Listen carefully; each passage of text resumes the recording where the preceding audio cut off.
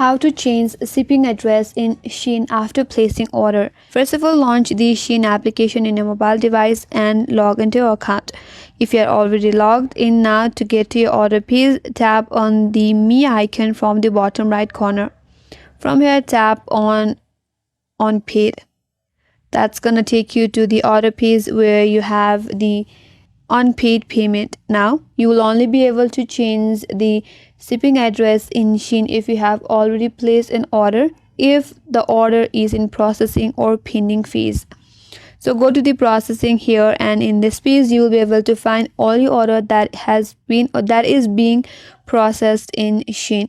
Now to change the order on your specific order, they will find a button that says edit address. Tap on edit address, follow screen instructions, and then change your shipping address. After that, confirm add, and then you will have your order placed in your changed address.